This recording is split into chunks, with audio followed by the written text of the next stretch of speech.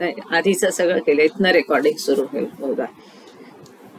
ईश्वरासाठीच जगा आणि ईश्वरासाठीच मरा हा 8व्या नंबरचा संदेश अहमदनगरला 27 डिसेंबर 1942 दिला. आणि बाबा त्याच्यात सांगतात की ही महायुद्ध ही आपत्ती असली तरी मानवाच्या मध्ये जी उदात्त तत्व आहे, ती जागृती तत्व आहेत तिथे ऑलरेडी, पण ती स्लिपिंग सुप्त अवस्थेत आहे. ती जागृत करण्यासाठी हे महायुद्ध आहे.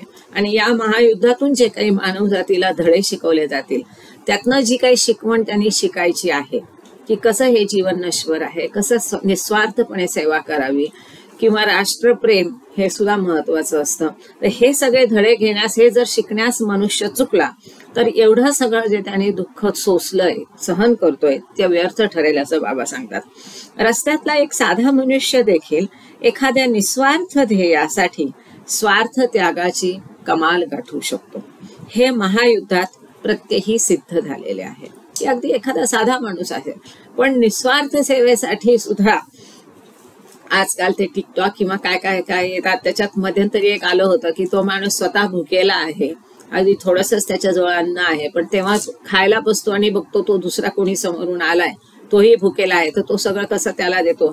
तर तसा अगदी साध्यातला साधा माणूस कसा निस्वार्थपणे कार्य अशा वेळेस करू शकतो, हे जर बघितलं, हे प्रत्येक वेळेला सिद्ध, प्रत्येकी म्हणजे क्षणोक्षणी बऱ्याच वेळेला सिद्ध झालेलं आहे. त्याचप्रमाणे जगातील सर्व भौतिक वस्तू, संपत्ती, मालमत्ता, सत्ता, कीर्ती, कुटुंब इतकेच काय, पण माणसाचे पृथ्वीवरील जीवन सुद्धा क्षणभंगूर आहे. सगळं क्षणभंगूर आहे, क्षणात नाश पाहू शकेल असं आहे. 2013ला जे ढगपुठी झाली बद्रीनाथ वगैरे तिकडच्या भागामध्ये, किंवा मध्ये ज्या सुनामी होत्याच नव्हतं डोळ्या देखत झालेलं लोकांनी बघितलेलं आहे. जी सत्ता असेल तुमचं, ती पण कायम नसते. कीर्ती असेल, कुटुंब असेल, मालमत्ता असेल, संपत्ती असेल, पण बाबा म्हणतात इतकंच काय, पण माणसाचं आयुष्य सुद्धा क्षणभंगूर आहे, म्हणजे क्षणापुरतच आहे. त्याला जास्त फार ते चिरकाल टिकणारं, कायम टिकणारं नाही. आणि ह्यापैकी काहीही शाश्वत नाही. हे सुद्धा या युद्धातच प्रत्ययास येतं. अगदी आता युक्रेनचं आपण युद्ध बघतो, सगळं पेचिराग झालं. डोळ्यासमोर लोकांची घरं, किती सुंदर शेत जमिनी होत्या, त्यातली पिकं होती, बायकांनी कष्ट करून करून कशी लोणची भिंची साठवणीचं सामान ठेवलेलं होतं करून, डोळ्या देखत बेचिराग झालेला. ते युद्धामध्ये पटकन डोळ्यासमोर ते दिसतं की हे सगळं नष्ट होतंय. या युद्धातील घटना हे धडे देऊन मानवास सत्यस्वरूप परमात्म्याच्या कार्याकरता प्रवृत्त करतील आणि त्याला खऱ्या शाश्वत तत्वांनी प्रेरित होणाऱ्या नव्या जीवनात नेऊन सोडतील. तर ह्या युद्धातनं हे जे धडे मिळतील, मनुष्याला शिकवण मिळेल, ते तशी शिकवण घेऊन जर परमात्म्याचं स्वरूप कसं आहे, सत्य स्वरूप, god is equal to truth, दुसरं काय आहे ईश्वर म्हणजे. तर हे जे परमात्म्याचं सत्य स्वरूप आहे, त्याचं जे कार्य आहे ते कार्यासाठी प्रवृत्त करतील ह्या युद्धातून हे शिकवलेले धडे. आणि जे शाश्वत तत्व आहे, त्या शाश्वत तत्वांच्या आधारावर जे नवजीवन तयार झालेलं आहे, अशा नवजीवनात त्यांना नेऊन सोडतील. मला वाटतं लोखंडे भाऊ आता जॉईन झालेले आहेत, नंतर मी विसरू शकेल, सॉरी थोडासा डिस्टर्बन्ससाठी. तर लोखंडे जे भाऊ आहेत आपले नागपूरचे, दिलीप लोखंडे आणि अभय लोखंडे दोघेही आहेत, त्यांचे वडील जे ते बाबांना अत्यंत प्रिय आणि जवळचे होते. आणि किती सुंदर रीतीने बाबा पदोपदी छोट्या मोठ्या गोष्टींची काळजी घेऊन त्याच्यात सगळं लक्ष द्यायचे, एवढं विश्वात्मक कार्य करत असताना सुद्धा. तर ह्यांच्या वडिलांचा त्यावेळेस त्यांनी असताना त्यांचं रेकॉर्डिंग केलेलं आहे काही फॉरेनर्सनी, आणि खूप सुंदर व्हिडिओ आहे. जरूर सगळेजण बघा. मी AMB नागपूरला आणि इतर सगळ्या ग्रुपवर तो पोस्ट केला, किंवा कुणाला हवा असेल तर त्यांनी सांगा, त्यांना मी पुन्हा इंडिव्हिज्युअली पाठवेल. जो ओरल हिस्ट्रीमध्ये जे कार्य चालतं ट्रस्टचं, की जुने बाबांच्या संपर्कात आलेले लोक, त्यांच्याकडनं बाबांच्या हकीकती जाणून घेणं, तर त्याच्यामध्ये CD देशमुखही बाजूला बसलेले आहेत आणि इतर लोकही आहेत. तर त्याच्यामध्ये ह्यांच्या वडिलांचं घरामध्ये त्यांची आई आहे, लोखंडे भाऊंची, अभय लोखंडेंची. तर खूप छान सुंदर व्हिडिओ आहे त्यांच्या वडिलांचा. त्यात मला वाटतं अभय लोखंडे, दिलीप लोखंडे ती दोघंही आहेत. लहान होते ते त्यावेळेला, पण तो सगळा व्हिडिओ सुंदर प्रकारे 70 मध्ये काहीतरी तो व्हिडिओ केलेला आहे. तो आता काही 4 दिवसापूर्वीच तो रिलीज झालेला आहे. तर जरूर बघा, कारण नागपूरचे बरेच लोक आहेत आपल्या याच्यात आणि त्या विदर्भातले सगळे लोक लोखंडेंना जाणतात. ते नेहमी भजनं म्हणत असतात. आता वयाप्रमाणे आवाज हलतो, शब्द नीट ऐकायला येत नाही, पण ते एक महत्व आहे, कारण ईश्वराने त्यांच्याकडनं भजनं गाऊन घेतलेली आहेत. त्याचा तो वडिलांचा व्हिडिओ नक्की बघा. सॉरी फॉर दिस डिस्टर्बन्स आणि ब्रेक मधला. स्वतःच्या देशासाठी किंवा राजकीय ध्येयासाठी लोक निस्सीम स्वार्थ त्याग आणि इथे अश्रुतपूर्व असा शब्द झालाय, तो चुकून झालाय, अभूतपूर्व असायला पाहिजे. अभूतपूर्व अशी दुःखे भोगीत आहेत. स्वतःचा देश असेल, राजकीय ध्येय असेल, तर ह्यांनी प्रेरित होऊन लोक निस्सीम असा खूप पराकोटीचा स्वार्थ त्याग आणि खूप असं दुःख सगळे भोगत आहेत. तर त्यावेळेला जे स्वातंत्र्यासाठी जे स्वातंत्र्य सेनानींनी कार्य केलेलं आहे किंवा महायुद्धात जे लोकांनी कार्य केलेलं आहे त्याच्याबद्दल हो, थँक्यू राजेश खन्नाजी, जय बाबा. इरविन लक्नी असे बरेच हे केलेलं आहे. खूप सारं सामान तो CD देशमुखांकडून घेऊन गेलाय नागपूरच्या, आणि जो 150 फिल्म CD देशमुखांनी फिल्म केलेल्या, चित्रित केलेल्या आहेत.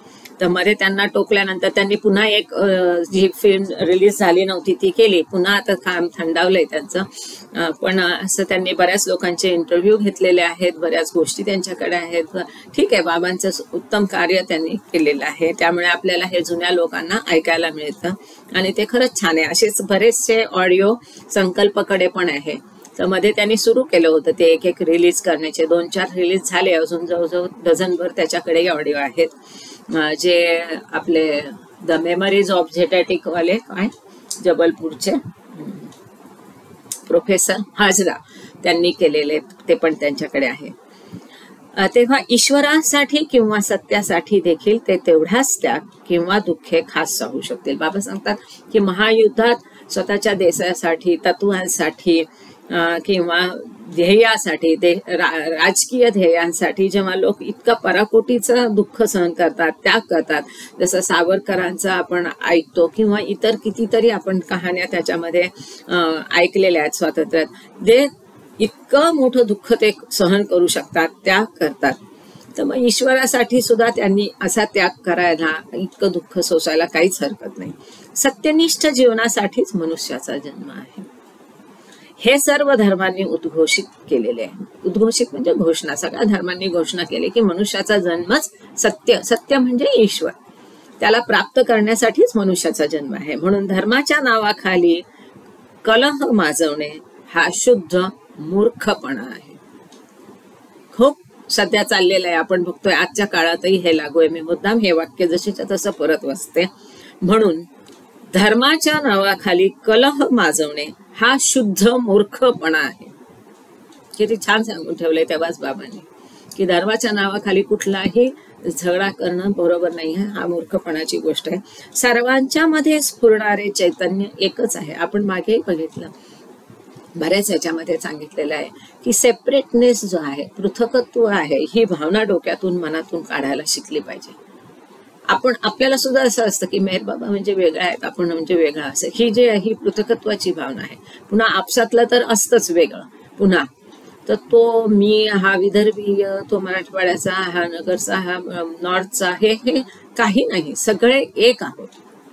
आणि त्या प्रकरणात बाबांनी सांगितलं होतं की ही मूळ भावना डोक्यात मनात ठेवून जर सामाजिक प्रश्नांची सोडवणूक करायचा प्रयत्न केला की आपण सगळे एक आहोत, हे मूलतत्व समोर ठेवून जर सामाजिक प्रश्नाची सोडवणूक केली तरी कितीतरी किचकट सामाजिक प्रश्न चुटकीसारखे उत्तमरित्या सोडवता येतील, असं बाबांनी त्याच्यात म्हटलेलं होतं. तर सगळ्यांमध्ये जे चैतन्य आहे ते एकच आहे. मग चैतन्य म्हणजे काय? परमात्मा. तो कसा आहे? अविभाज्य आहे, अनंत आहे, अखंड आहे, एकच आहे. आत्मा सुद्धा अनंत आहे, अविभाज्य आहे, त्याला विभागता येत नाही. मग त्या परमात्म्यातनं निघालेले हे सगळे जे आत्मा आहेत त्यांच्यामध्ये जे चैतन्य आहे ते त्या परमात्म्याचं चैतन्य म्हणजे सगळ्यांमध्ये स्फुरणारं चैतन्य एकच आहे. म्हणजे वेगळं खरं आपण नाहीच आहोत, परंतु ती वेगळेपणाची भावना डोक्यातनं जाणं, मनातनं जाणं आणि त्याचा प्रत्यय येणं ही मोठी गोष्ट आहे. तसेच ईश्वराहून अलग दुसरी कोणतीही वस्तू नाही. ईश्वराशिवाय दुसरं काही नाही. सगळं काही ईश्वर आहे. प्रत्येक जण म्हणजे ईश्वर आहे आणि प्रत्येकामध्ये ईश्वर आहे आणि त्या सगळं काही त्या ईश्वरात सामावलेलं आहे आणि त्याच्या बाहेर काही नाहीये. ईश्वराशिवाय दुसऱ्या कशालाही महत्व नाही. मानवाला पुनर्दर्शन होण्याचा काळ जवळ आला आहे. ईश्वरासाठीच जगावे व ईश्वरासाठीच मरावे इतका तो महान आहे की जन्म पण त्याच्यासाठी, मृत्यू पण त्याच्यासाठी, बाकी सर्व म्हणजे आभासमय ध्येयासाठी केलेले निरर्थक आणि वायफळ धडपड. की फक्त ईश्वर प्राप्ती हेच खरं ध्येय असायला हवं, कारण बाकी सगळा आभास आहे. म्हणून त्या आभासासाठी कितीही झटलात तरी, त्यासाठी कितीही धडपड केली तरी ती धडपड व्यर्थ आहे, वायफळ आहे, त्याला काही अर्थ नाही.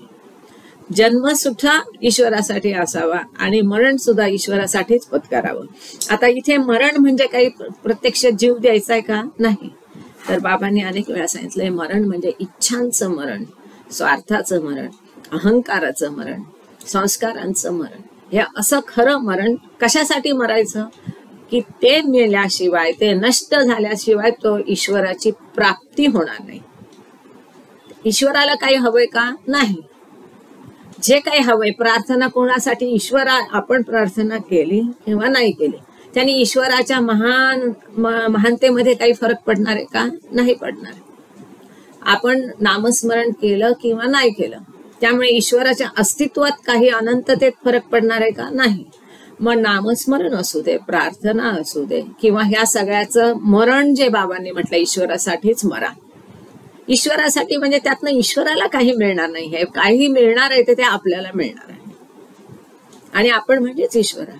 म्हणजेच आपल्याला स्वतःची प्राप्ती होईल. स्वतःची प्राप्ती म्हणजे आत्मसाक्षात्कार, आत्मज्ञान किंवा ईश्वरी साक्षात्कार. तो त्यातनं ह्या सगळ्या स्वार्थ, त्याग, अहंकार, संस्कार हे सगळं मेलं म्हणजे नष्ट झालं तर तो ईश्वर मिळेल. म्हणून तसं म्हटलं की ईश्वरासाठीच मरा म्हणजे ईश्वराच्या प्राप्तीसाठी मरा. मग ईश्वराच्या प्राप्तीसाठी मरा म्हणजे काय? जीव देऊन मरायचं नाही, तर खरं मरण मरा. खरं मरण म्हणजे स्वतःतला अहंकार काढून टाका, स्वतःतला स्वार्थ काढून टाका, स्वतःतल्या इच्छांना मारा, संस्कारांना मारा, तेव्हा ईश्वराची प्राप्ती होईल. असं हे प्रकरण संदेश होता. छोटासा संदेश बाबांनी नगरला दिला होता. आता पुढचा संदेश आहे संदेश नंबर 9 आणि त्याचं हेडिंग आहे परमात्माच सत्य वस्तू आहे. कुणाला काही विचारायचंय, इथे बोलायचंय का? हा जो संदेश होता ईश्वरासाठीच जगा आणि ईश्वरासाठीच मरा, तो संदेश असेल, प्रार्थना महाचं रहस्य असेल, नाममहात्म्य असेल, ईश्वर आणि धर्म, ईश्वर आणि प्रेम, किंवा आताचा संदेश, ह्याच्याबद्दल कुणालाही काही शेअर करायचं असेल, सांगायचं असेल, विचारायचं असेल तर विचारा, नाही तर आपण पुढचा संदेश वाचायला घेऊया.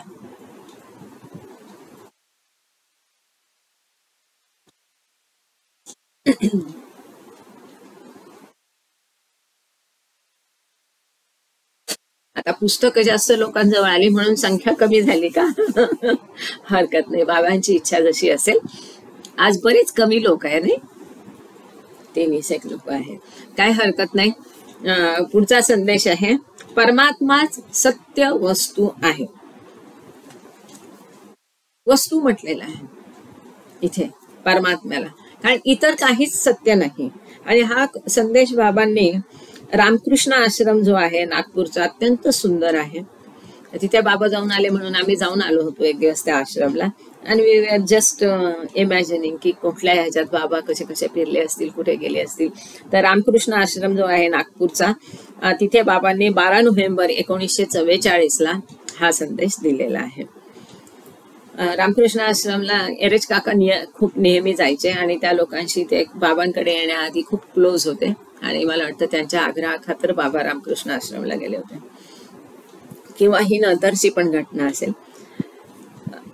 संदेश वाचूया. परमात्माच सत्य वस्तू आहे. जाणीवेतील संस्कारजन्य अज्ञानामुळे आत्मा आणि शरीर ही एकच आहेत असा भ्रम निर्माण होतो. आपल्याला असं वाटतं की हे आत्मा आणि शरीर एकच आहे, आपण त्याला वेगळं मानत नाही.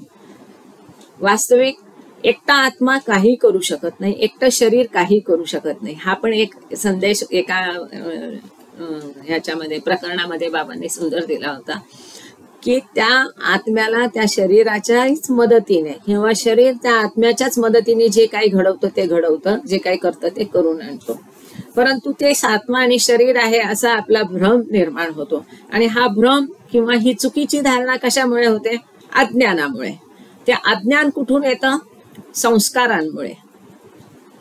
संस्कारजन्य अज्ञान एक एक महत्वाचा शब्द आहे ह्या पुस्तकात. तुम्ही बघाल एक एक वाक्य, एक एक शब्द इतका महत्वाचा आणि इतका विचारपूर्वक त्यांनी ते सगळे वापरलेले. संस्कारजन्य अज्ञानामुळे. अज्ञानामुळे भ्रम होतो.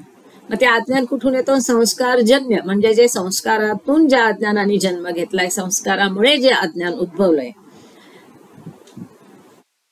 अशा अज्ञानामुळे आत्मा आणि शरीर एक आहे असा चुकीचा समज होतो. हा समज कुठं होतो? जाणीवेत होतो. म्हणजे एक एक शब्द, कुठलाही शब्द या पुस्तकात वायफळ एकही नाही, मनचा नाही. जसं बाबांनी संदेश दिले तसंच तसं हुबहू भाषांतर इथं ते सीडींचं आहे, बाबांच्या प्रत्यक्ष उपस्थितीत झालेलं आहे, बाबांनी त्याला व्हेरीफाय केलेलं आहे, त्यामुळे प्रश्नच नाही. तर जाणीवेत हे सगळं अज्ञान असतं. जे कॉन्शियसनेस आहे त्याच्यामध्येच हे जो भ्रम उत्पन्न झालाय तो त्यामुळे झालाय की संस्कारांमुळे अज्ञान झालंय आणि त्यामुळे अशा प्रकारचा चुकीचा समज होतो.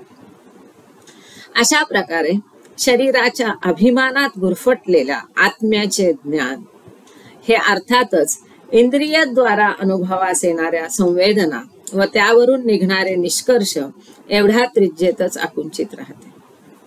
पण सत्य ओळखायचे असेल तर हे ज्ञान अपुरे पडते. फार छान दिलेलं आहे, खूप महत्वाचं आहे. हा आत्मा आहे पण तो काय झालाय? गुरफटलाय. कुठे गुरफटलाय? आपण मागे बघितलं की ती अशी पोतडी आहे आणि त्याच्यावर एकावर एक अशा एक एक पडदे आहेत त्याच्यावर, आणि अशा एका गोठडी, त्याच्यावरती एक गठड, त्याच्यावरती एक गठड, किंवा बॉक्समध्ये बॉक्स, सगळ्यात आत आत्मा आहे, त्याच्यावरती मन, मग ते संस्कार, असं सगळं आपण बघितलं होतं की हा आत्मा सगळा कसा गुरफटलेला आहे. कशामध्ये? अहंकार आहे, द्वैत भाव आहे, संस्कार आहे, ह्या सगळ्यामध्ये. तर इथे बाबांनी सांगितलंय शरीर जे आहे त्या शरीराच्या अभिमानात जो आत्मा आहे त्याचं ज्ञान गुरफटले, तो आत्मा गुरफटून गेलाय आणि त्यामुळे जे इंद्रियांना अनुभव येतात तेच अनुभव तो खरे वाटतो आणि त्याला तेवढ्या त्रिज्येतच जे डोळ्यांना दिसतं, कानाला ऐकू येतं, त्वचेला जे जाणवतं गरम आहे किंवा थंड आहे, ह्या एवढ्या पुरतच त्या आत्म्याचं ज्ञान तेवढ्या त्रिज्येत संकुचित राहतं. का? कारण तो आत्मा शरीरामध्ये बंद आहे. पण खरं सत्य जर ओळखायचं असेल तर हे जे ज्ञान आहे ते अपुरं पडतं.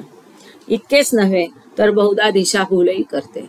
कारण हे जे भासमय जग आहे, हे जे भासमय सगळं सृष्टी आहे त्यालाच ते खरं मानतं.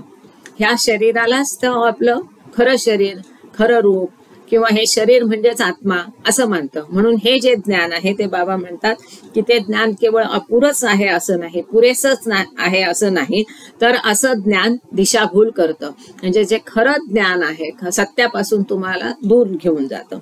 शरीर म्हणजेच आत्मा अशी भावना असलेल्यांना इंद्रियजन्य अनुभव सत्य वाटला तरी इंद्रियांना भासणारे व द्वंद्वांनी भरलेले हे जग सर्वस्वी मिथ्या आहे. शरीर म्हणजेच आत्मा असं जरी वाटलं, अशी ज्यांची भावना आहे त्यांना शरीराला जे काही अनुभव येतात ते सगळे अनुभव हे सगळे खोटे आहेत. खरं ते सत्य वाटलं तरी ते सत्य नसतं. कारण हे जग जे आहे हे द्वैत भाव आणि द्वंद्व पण आपण मागे एका प्रकरणात पहिला नंबर मेहरबाबांच्या अध्यात्म पर लेख आणि संदेश भाग 1 मध्ये चांगले आणि वाईट, द्वंद्व, द्वैत असे एक ह्याच्यावर एक प्रकरण होतं. आणि त्यावेळेलाच आपण हे बघितलं होतं की बाबांनी हे का सांगितलंय, कारण याच्यावर आधारित पुढचे संदेश असणार, त्यावेळेला हे समजायला सोपं जाणार. तर त्यावेळेला सुख, दुःख, संघर्ष हे सगळे द्वंद्व जे आहेत ते द्वैत आहे म्हणून द्वंद्व आहे असं तिथं दिलं होतं. हे द्वंद्व मिटेल तेव्हा अद्वैत भावापर्यंत जायला मदत होईल. असं सगळं स्त्री पुरुष, गरीब श्रीमंत हे सगळे द्वंद्व आहे. तर हे सगळं जग जे आहे अशा द्वंद्वांनी भरलेलं जग आहे. पण ते जग खोटं आहे, वास्तव नाही, सत्य नाही. वास्तविक पाहता प्रेम, कल्याण आणि सहृदयता यांचा जणू सागरच असणारा आणि अमर व अविभाज्य असा ईश्वर हाच काय तो सत्य स्वरूप आहे. हे जग सगळं मिथ्या आहे. आता तुम्ही म्हणाल डोळ्यांना दिसतं ते मिथ्या कसं म्हणता, तर ह्याच्यात बाबांनी टिफिन लेक्चर मध्ये खूप छान उदाहरण दिले की समुद्र आहे असं समजा की ईश्वर म्हणजे समुद्र. कारण ईश्वर काय कसं समजावणार बाबा, तुम्हाला दाखवणार कसा ईश्वर कसा आहे, त्याचं सत्य स्वरूप. बाबा नेहमी सांगतात की I am not this body, मी म्हणजे हे शरीर नाही. Try to see me as I am. आता बाबांचं इतकं सुंदर स्वरूप सोडून बाबा कसे आहेत ते बघायचा प्रयत्न कसा करायचा. त्या सुंदर बाबाचं जे रूप आहे त्याच्याच मोहात आपण अडकून सगळं गेलेलो. तर ईश्वराचं सत्य स्वरूप काय असेल अशी कल्पना करायची जर वेळ आली तर तिथे त्यांनी दिलंय की अनंत अस्तित्व, अनंत ज्ञान आणि अनंत शक्ती किंवा प्रकाश किंवा ऊर्जा किंवा चैतन्य म्हणजे ईश्वर. म्हणजे त्याला एक आकार, रंग, रूप असं काहीही नाही, एक वैशिष्ट्य असं नाही, निराकार आहे, काहीही नाही म्हणजे ईश्वर. फक्त अनंत चैतन्य तिथं आहे. मग असा ईश्वर कसा आहे, संपूर्ण प्रेममय आहे, कल्याणकारी आहे, सहृदयता असा सगळा सागर जो असणारा आहे, असा जणू सागरच. आणि कसा आहे तो अमर आहे, अविभाज्य, विभागता येणारा नाही, अखंड आहे. असा हा ईश्वर जो आहे तोच फक्त काय तो कायम स्वरूप आहे, बाकी असत्य आहे. आपण हे बघत होतो की डोळ्याला दिसतं ते जग असत्य म्हणतात आणि ईश्वर दिसत नाही तो सत्य कसं. तर बाबांनी सांगितलं होतं की कल्पना करा की ईश्वर म्हणजे एक समुद्र आहे आणि त्या समुद्रात एक लहर तयार होते आणि त्याच्यातनं बुडबुडे तयार होतात. आता बुडबुडा कसा असतो की लहान मुलं ते साबणाच्या फेसातनं बुडबुडे काढतात. आपण हे बऱ्याचदा 4-5व्यांदा बघतोय, पण ते तितकंच महत्वाचं आहे समजून घ्यायला, कल्पना करायला. एवढा मोठा बुडबुडा असतो, कलरफुल असतो. हात लावायला जा, तुमच्या हातात तो बुडबुडा तुम्हाला डोळ्याला दिसतोय, बुडबुडा तर आहे, पण त्या बुडबुड्याला खरं अस्तित्व आहे का? हात लावायला जा, काहीच हातात नाही मिळणार. पकडून करून बघा मुद्दाम, साबणाचा फेस करा, मोठा बुडबुडा काढा, काय येतं हातात? काही नाही. आपण सगळं म्हणजे हे बुडबुडे आहोत. हे विश्व हा मोठा बुडबुडा आहे. तर बाबा सांगतात की ईश्वर म्हणजे हा महासागर आहे, त्याच्यात एक लहर उत्पन्न झाली, त्यातनं हे सगळे बुडबुडे तयार झाले. हे बुडबुडे म्हणजे विश्व आहे. म्हणजे वास्तविक अस्तित्व कसलं आहे? ईश्वराचं आहे, म्हणजे समुद्राचं आहे की ज्याला खरं अस्तित्व आहे. तो बुडबुडा कुठून आला? त्या पाण्यात आला. पाण्याला अस्तित्व, पाणी कुठे? समुद्रात. म्हणजे खरं सत्य काय आहे? समुद्र म्हणजे ईश्वर. बुडबुड्याला किंवा आपल्याला किंवा ह्या विश्वाला अस्तित्व आहे का? आय होप जे काही सांगायचा प्रयत्न करते कुठेतरी काहीतरी अपील होऊ दे, एकाला तरी सांगणं सफळ झालं असं समजूया.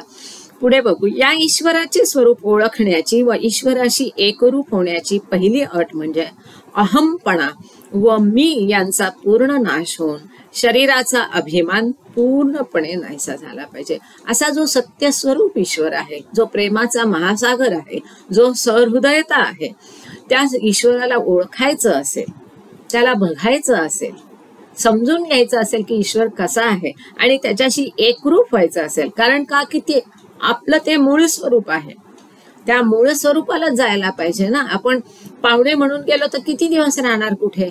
आपल्याला आपल्या मूळ घराकडे परतायची वाट लागते, ओढ लागते की नाही? तसं ईश्वर म्हणजे आपलं माहेर आहे, आपलं मूळ जागा आहे. त्या ईश्वराशी आपण एक व्हायलाच पाहिजे, तिथल्या आपल्या मूळ जागाला जायलाच पाहिजे. हे जग म्हणजे ह्या आपलं अतिथीगृह आहे. इथे किती दिवस पाहुणचार घ्यायचा, कंटाळा नाही येत, यायला पाहिजे.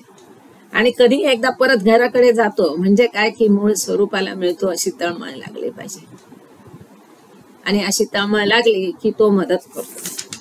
तर असा जो ईश्वर आहे त्याला ओळखण्यासाठी त्याच्याशी एकरूप व्हायचं जर असेल, त्या ईश्वराशी पुन्हा परत एकरूप व्हायचं असेल तर पहिली अट म्हणजे अहंकार जायला. अहमपणा म्हणजे कसा, इथे हा जो आपला खोटा अहंकार असतो तो तर आलाच, पण अहमपणा म्हणजे ज्या अहमपणातून द्वैतमूलक भाव जन्मले की तू आणि मी वेगळा, हा जो पृथकत्वाची भावना आहे, वेगळेपणाची भावना आहे, तो अहमपणा. तो अहमपणा आणि मी याचा पूर्ण नाश झाला पाहिजे. म्हणजे द्वैत भाव मिटला पाहिजे. जोपर्यंत अद्वैत भाव येत नाही तोपर्यंत ईश्वरत्व कसं प्राप्त होईल, ईश्वराशी मिलन कसं होईल? कारण ईश्वरत्व म्हणजे अद्वैत. तिथे शरीराचा अभिमान पूर्णपणे नाहीसा झाला पाहिजे. द्वैत भाव हा भ्रमभूल आहे. जो द्वैत भाव आहे, पृथकत्व आहे, वेगळेपणा आहे, तू आणि मी, किंवा जेव्हा भक्त सुद्धा भक्ती करतो तर त्याला ईश्वर वेगळा आणि स्वतः वेगळा वाटतो. हा जो वेगळेपणाचा भाव आहे, वास्तविक तो आणि ईश्वर एकच आहे. पण हा जो द्वैत भाव आहे हा भ्रम तयार करणारा आहे, भ्रममूलक आहे. लोभ, मत्सर व वासना यांनी परिपूर्ण अशा शरीर सुखप्रधान जीवनातील संस्कारांमुळे हा द्वैत भाव बळावतो. आता बाबा सांगतात की हा द्वैत भाव जो आहे हा जन्म त्याचा तर झालाच. तो बुलबुला झाल्याबरोबर त्याला वाटतं की मी म्हणजेच हा बुडबुडा आहे. तो स्वतःला समुद्र मानायला तयार नसतो. पण हा जो द्वैत भाव आहे तो कसा होतो, संस्कारांमुळे अधिक बळावतो, जास्त घट्ट होतो, दृढ होतो. आणि हे संस्कार कुठून येतात की जी जीवनशैली आहे ती जीवनशैली सुखप्रधान, शरीर सुखप्रधान, म्हणजे शरीराचं सुख म्हणजे अशी जीवनशैली पाहिजे की सगळं तिथे सगळे व्यवस्थित सोय होईल का, ठेप होईल का, शरीराला सुख देण्यासाठीची जी जीवनशैली आहे त्यासाठी माणूस मग शरीर सुखप्रधान जीवनशैली म्हणजे ज्या जीवनशैलीमध्ये शरीराला सुखी ठेवण्याचा आटोकाट प्रयत्न केला जातो आणि सगळी धडपड त्यासाठीच असते. मग ते काय असेल, सत्ता, संपत्ती, सुखलोलुपता. ह्यामुळे काय होतं, शरीराला सुख देण्यासाठी माणूस गाडी घेतो, घर घेतो, विमानाने प्रवास करतो, उत्तम हॉटेलमध्ये राहतो, चांगलं जेवण करतो. ह्या सगळ्यातनं काय होतं, संस्कार निर्माण होतो. म्हणून बाबांनी इथे ही एकच वाक्य पण फार त्याच्यात गहन भरपूर काय अर्थ भरलेला आहे की लोभ, मग सगळं काही सुख, शरीराला सुख द्यायचं म्हणजे लोभ वाढला, मत्सर वाढला. त्याच्या आधी मला माझं सीट बुक झालं पाहिजे, कन्फर्म झालं पाहिजे, माझं 3 टायर 4 टायर काय AC मधलं माझं झालं पाहिजे, कन्फर्मेशन झालं पाहिजे. ह्या अशा ज्या वासना आहेत यांनी जे परिपूर्ण असं शरीराच्या सुखासाठीची जी जीवनशैली आहे त्यामुळे ह्या सगळ्या गोष्टींमुळे संस्कार उद्भवतात आणि या अजून वाढतात आणि या संस्कारांमुळे हा द्वैत भाव अजून जास्त दृढ होतो, दष्टपुष्ट होतो, वाढीस लागतो. पण सेवेचे व्रत पत्करून आत्मसाक्षात्कारी सद्गुरूच्या सहाय्याने या अडचणीतून पार पडता येऊन आत्मप्रत्यय मिळवणे शक्य असते. तर मग ह्या असं सुखलोलूप जीवन जगलं तर संस्कार वाढतात. मग संस्कारांमुळे द्वैतभाव वाढतो आणि द्वैतभावामुळे ईश्वरापासून अजून दूर जातो, ईश्वराशी जवळ जाणं कठीण होतं. मग ईश्वराशी जर एकरूप व्हायचं असेल तर द्वैतभाव गेला पाहिजे. मग द्वैतभाव जाण्यासाठी काय व्हायला पाहिजे, सुखलोलूप शरीराची जी जीवनशैली आहे तिचा त्याग करून सेवेचे व्रत पत्करायला पाहिजे, निस्वार्थ सेवा करायला पाहिजे, स्वतः आधी इतरांचा विचार करायला पाहिजे. असं जर झालं तर तुमच्या आत्म्याची तयारी झाली असा भाग होतो. मग तुमच्या आत्म्याची तयारी झाली तर तुमच्या मदतीला कोण येणार, सद्गुरू येणार. म्हणजे असं आत्मसाक्षात्कारी सद्गुरूची मग तुम्हाला मदत मिळते आणि त्याची मदत मिळवल्यानंतर ह्या अडचणीतून मार्ग निघतो आणि जो आत्मप्रत्यय आहे, आत्मसाक्षात्कार आहे तो मिळवणं शक्य होतं. एक वाक्य आहे पण त्याच्यात किती काही गोष्टी सुंदरपणे असं चपखल बसवल्यात त्याच्यात. म्हणजे तो जड जवाहीरवाला कसा एखाद्या ह्याच्यात ते मुकुट वगैरे असायचे पूर्वीचे, त्याच्यात कसे असे रत्न हिरे वगैरे चपखल त्याने बसवलेले असतात, तसं एकेका वाक्यामध्ये इतका सारा सारांश इतकं सुंदर बसवलेलं चपखलपणे. परत एकदा वाचते. पण सेवेचे व्रत पत्करून आत्मसाक्षात्कारी सद्गुरूच्या सहाय्याने या अडचणीतून, कुठल्या अडचणीतून? द्वैत भावावर विजय मिळवण्याच्या अडचणीतून, किंवा संस्कारांमुळे जो द्वैत भाव वाढतो त्या अडचणीतून पार पाडता येऊन आत्मप्रत्यय मिळवणे शक्य असते. कसे झाल्यास ईश्वराशी आपले कसे तादात्म्य आहे त्याचा प्रत्यय येतो. आत्मसाक्षात्कार झाला तर आपणच कसे ईश्वर आहे, आपण ईश्वराशी कसे एक आहोत, ईश्वर आपल्या बाहेर दुसरा नाही याचा प्रत्यय येतो, ह्याचा अनुभव येतो. ईश्वर प्राप्ती हे जीवनाचे खरे ध्येय आहे. जीवनाचं ध्येय एकच आहे आणि ईश्वराची प्राप्ती करणं हे जीवनाचं खरं ध्येय आहे. त्या प्राप्तीसाठी हे शरीर हे केवळ साधन आहे, वाहन आहे, माध्यम आहे. हे शरीर हे काही उद्दिष्ट जीवनाचं नाही. हे शरीर किंवा हे जीवन दिले ते ईश्वर प्राप्तीसाठी दिलेलं आहे. मग लांब कशाला वाट बघायची, ह्या जन्मातच धडपड का नाही करावी. तेही एका प्रकरणात सांगितले की ईश्वर प्राप्ती म्हणजे हे भविष्यात कधीतरी पुढे व्हायची गोष्ट नाहीये. लहानपणी खूप सगळं आपण बाबा बाबा प्रार्थना आरती त्याचं वाचन केलं की लोक म्हणायचे काय लहानपणीच म्हाताऱ्यासारखं करते, हे सगळं म्हातारपणी करायचंय, आत्ताच थोडं वाचाय, असं नाही. ते कधीतरी नंतर साधण्याची गोष्ट नाही, किंबहुना तेच एक महत्वाचं ध्येय असलं पाहिजे आणि त्यासाठी संपूर्ण आयुष्य खर्ची झालं पाहिजे. या एकाच उद्देशाने विश्व निर्माण झाले आहे. केवळ ईश्वराची परत प्राप्ती व्हावी. विश्वाची उत्पत्ती कशी झाली तेही बाबांनी सांगितलेले आहे की ईश्वर म्हणजे काय आहे, अनंत शक्ती, अनंत ज्ञान, अनंत आनंदाचा असा एक महासागर शांत पडून राहिला. त्याला स्वतःला हा जाणीव नाही की मी ईश्वर आहे, माझ्याकडे अनंत शक्ती, अनंत ज्ञान, अनंत आनंद आहे. आणि त्या अशा अवस्थेत जो परात्पर अवस्था म्हणतो, बियॉन्ड गॉड स्टेट, त्या अवस्थेत ईश्वर असताना त्याला असं वाटलं की त्याला इच्छा झाली स्वतःला जाणण्याची, मी कोण आहे. आणि त्या एका इच्छेपोटी, पहिली इच्छा कोणती? स्वतःला जाणण्याची, कोहम. त्या एका इच्छेपोटी सृष्टीचा जन्म झालाय. मग जन्म कशासाठी सृष्टीचा झालाय? हे विश्वच कशासाठी निर्माण झालं? स्वतःला जाणण्यासाठी, स्वतःला जाणीवपूर्वक मी ईश्वर आहे हे भान मिळवण्यासाठी ह्या विश्वाची उत्पत्ती झालेली आहे. म्हणून इथे बाबांनी जे अत्यंत महत्वाचं वाक्य आहे त्याला बोल्ड मध्ये लिहिलंय, या एकाच उद्देशाने. कुठलं उद्देश? ईश्वर प्राप्ती हे खरं ध्येय आहे. ईश्वर प्राप्ती हे जीवनाचे खरे ध्येय आहे. या एकाच उद्देशाने विश्व निर्माण झाले आहे. ईश्वर हे निर्मितीचा दुसरा काहीही हेतू नाही. फ्लायओव्हर्स बनवायचे, जंगल बनवायचे का जाळायचे, रस्ते करायचे का टिकवायचे, हे सगळे उद्देश जीवनाचे विश्व निर्मितीचे नाही. तर विश्वाची निर्मितीच ईश्वर प्राप्तीसाठी झालेली आहे. स्वतःला जाणण्यासाठी, जाणीवपूर्वक जाणण्यासाठी या विश्वाची उत्पत्ती झालेली आहे.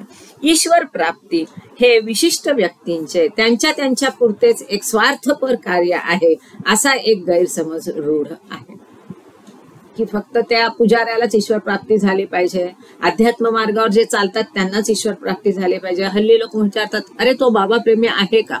मी म्हणत असते मोठा कठीण प्रश्न आहे. बाबा प्रेमी म्हणजे काय?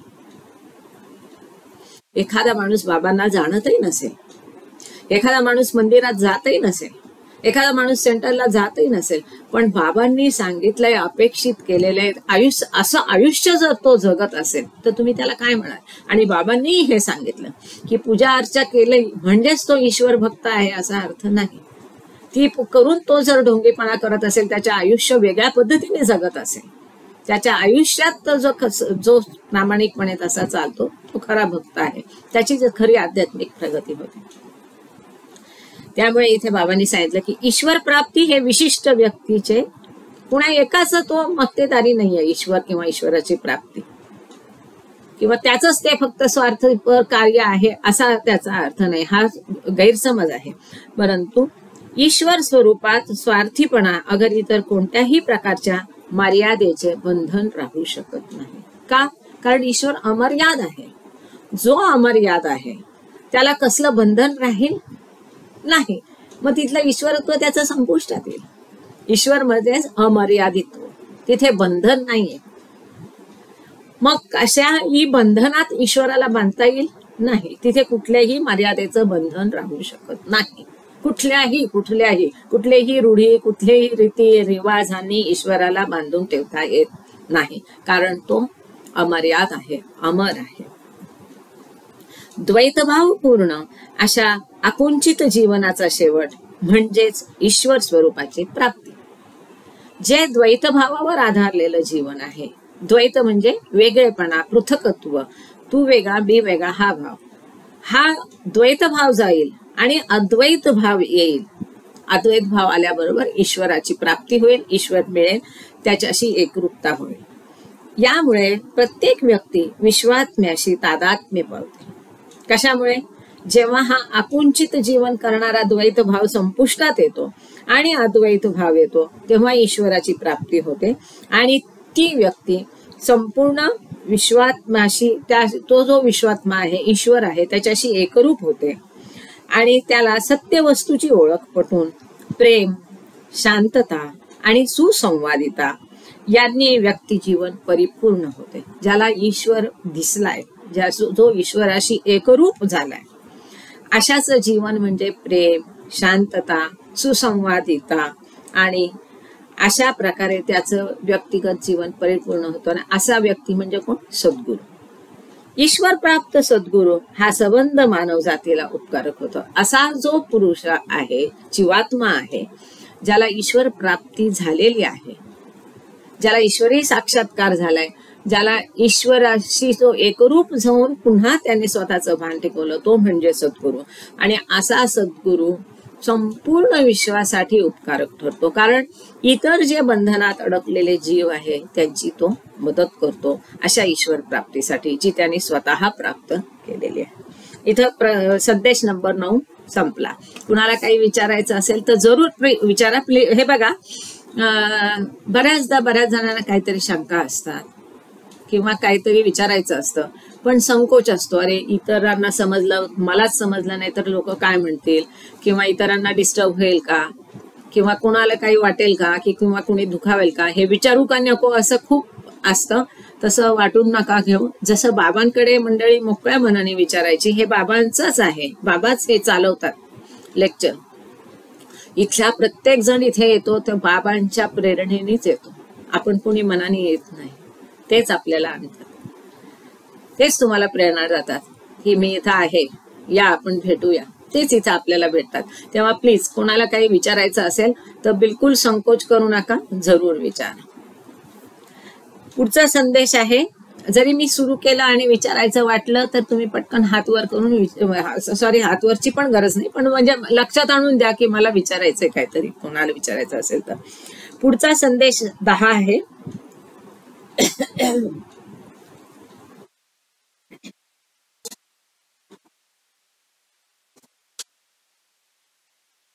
संदेश क्रमांक 10. हाही संदेश बाबांनी नागपूरला खूप छान छान बाबांनी विविध खूप सुंदर संदेश दिलेले आहेत, वेगवेगळ्या ठिकाणी दिलेले आहेत. आणि मध्यंतरी मुकुंद टोळांनी हा विषय काढला होता. मी म्हटलं ही खूप चांगली आयडिया. तुम्ही त्या सगळ्या संदेशांचं, त्यांनी सगळे ओरिजिनल इंग्लिश मधले बहुतेक संदेश त्यांनी एकत्रित केले आणि त्यांचं सुंदर भाषांतर त्यांनी ऑलरेडी मराठीत मला काल त्यांनी पाठवलं परवा, की हे जेव्हा सगळे संदेश वाचले तेव्हा त्यांनी स्वतः केलेलं भाषांतर त्याच्याशी पडताळून बघितलं. छान केलेलं आहे त्यांनी सुद्धा भाषांतर. मुकुंद टोळ जे आहेत नागपूरचे, आपले मेहरा टोळचे मिस्टर किंवा आपल्या पोफळींचे जावई, तर त्यांनी हे सगळे नागपूरला बाबांनी जितके संदेश दिले त्यांचं ऑलरेडी त्यांनी भाषांतर केलेलं आहे. ते भाषांतर किंवा हे भाषांतर किंवा असं एकत्रित एक छान छोटी पुस्तिका होईल. आणि नागपूर सेंटर खूप ऍक्टिव्ह आहे. अविनाश भाऊ पण त्याच्यात चांगलं काही ना काही कार्यक्रम, उपक्रम इतरांच्या मदतीने त्यांचे चालू असतात. आता संजय खेर पण तिथेच आहे. तर मला वाटतं की ह्या 25 फेब्रुवारीला ती छोटीशी पुस्तिका नागपूर सेंटर, नागपूरला बाबांनी दिलेल्या संदेशाची एक छान पुस्तिका तयार होईल. तशी हरकत नाही ती काढून मागच्या वेळेस त्याने मनाचे श्लोकचं वाटलं होतं छोटंसं, तसं एक बनवून वाटायला हरकत नाही. Rest is up to you and them. तर हा संदेश जो आहे 10 नंबरचा, त्याचं हेडिंग आहे प्रेमाची प्रेरक शक्ती. म्हणजे प्रेमामध्ये शक्ती आहे, ती कशी प्रेरणा देते त्याच्याबद्दल हा संदेश. बाबांनी धंतोली जो एरिया आहे नागपूरचा, एक ठाकूर म्हणून तिथे राहायचे, त्यांच्याकडे पण बाबा उतरले होते. तर त्या ठाकूरांच्या बंगल्यात पण शोधून आम्ही त्यांच्याकडे जाऊन त्यांना भेटून आलो होतो. छान प्रचंड बंगला अजूनही त्याच अवस्थेत तसाच आहे. ज्या खोलीत वरती बाबा उतरले तिथे आम्हाला जायला नाही मिळालं, पण खालचा हॉल आणि त्या बंगल्यात आम्ही जाऊन बघून आलो होतो. ठाकूरांचा बंगला आहे धंतोलीला, नागपूरचे लोक जाणत असेल तर. त्या धंतोलीला नागपूरला जागा नाही दिलेली, पण धंतोलीत नागपूरला 13 नोव्हेंबर 1944 साली हा बाबांनी संदेश दिलेला आहे, प्रेमाची प्रेरक शक्ती. सुखलोलुपता अगर परिणामी ग्लानी आणणारा भावनाक्षोभ म्हणजे खरे प्रेम नव्हे. जे आपण आजकाल आय लव्ह यू काय चाललेलं असतं, हे खरं प्रेम नव्हे बाबा सांगतात. सुखलोलुपता आणि भावनाक्षोभ आणणारं प्रेम म्हणजे खरं प्रेम नव्हे. किंवा जे माणसामध्ये दिसतं साधारणतः, किंवा आई मुलाचं असेल, भावा बहिणीचं असेल, बहिणी बहिणीचं असेल, नात्या गोत्यातलं असेल, मित्रचित्रांचं असेल, शेजाऱ्या जे पण आपण आत्मीयतेचं हे नातं असतं, ते आत्मीयता असते, टोक असतो, ते खरं प्रेम नव्हे. अर्थात मागच्या एका प्रकरणात बाबांनी हेही सांगितलं, मला ईश्वर आणि प्रेम प्रकरणात बहुतेक हे बाबांनी सांगितलं की दैवी प्रेम उच्च असतं तेच खरं प्रेम असतं. पण तरीही म्हणून जे मानवी प्रेम आहे त्याला तुच्छ लेखून चालता येणार नाही, कारण त्याच्यातनंच हळूहळू उच्चतम दैवी प्रेमाचा उदय होऊ शकतो. संवेदनांची आसक्ती असलेल्यांना व स्वार्थी सुखाचा हव्यास असलेल्यांना खऱ्या प्रेमाचा आस्वाद मिळणे शक्य नाही. इथे बाबांनी सांगितलं की जे केवळ हव्यास असतं, कोणी अप्पलपोटी असतं, कोणी हव्यासी असतं, कोणी स्वार्थी असतं, केवळ स्वतःचाच विचार करणारी जी लोक आहे, फक्त सुखलोलुपता ज्यांच्या ठाई आहे, फक्त मला कसा समाधान मिळेल किंवा स्वतःचा स्वार्थ आणि फक्त स्वतःचा सुख यांचाच हव्यास असलेला जो माणूस आहे, जो आत्मा आहे, त्याला खऱ्या प्रेमाचा आस्वाद कधी मिळणं शक्य नाही. का? कारण त्यांचं अंतःकरण वृक्ष आणि दुर्बल बनलेलं असतं. आणि अंतःकरण कसं पाहिजे? शुद्ध आणि व्यापक, उदार पाहिजे. आपण बघतो बाबांच्या याच्यात बऱ्याचदा बाबा सांगतात he is very good at heart, बाबा सांगतात. आणि खरंच अशी माणसं लगेच लक्षात येतात, आणि अशी लोक फार कमी असतात, they are which are very good at heart. पण ज्यांची हृदय साधे व पवित्र आहेत त्यांना सद्गुरु प्रसादाने शुद्ध प्रेमाचा अनुभव येतो, की ज्यांचं असं विशुद्ध अंतःकरण आहे, साधं आहे, पवित्र आहे. अशा कितीतरी आपण बघतो, अगदी साधी लोक आहेत पण बाबांनी त्यांच्यावर जीवापाड प्रेम केलं. आणि एका केसमध्ये तर असं पण आहे की त्याला बाबांच्या मंडळीनं म्हटलं, अरे ह्याला इतकं महत्व बाबा का देतात, किंवा ह्या काय तर असं आहे तसं आहे. तर बाबा सांगतात तुम्ही फक्त त्याचं बाह्य बघताय, मला त्याचं अंतःकरण कळतं, की त्यांना माहिती असतं की अशा लोकांना बाबांनी किती जीव लावला, की ज्यांचं असं विशुद्ध अंतःकरण आहे. तर ज्यांचं हृदय साधं पवित्र आहे त्यांना सद्गुरूच्या प्रसादाने, सद्गुरूच्या कृपेने शुद्ध प्रेमाचा अनुभव येतो. शुद्ध प्रेम सामर्थ्यवान व प्रेरक असते. खूप सामर्थ्य असतं शुद्ध प्रेमामध्ये. माणसातील दुजाभावाचा पडदा या प्रेमामुळे नष्ट होतो. त्यांना आपापर काही नसतंच, सगळे एकसारखे वाटतात. आणि हा अनुभव मी घेते, बघितलाय मी जवळून.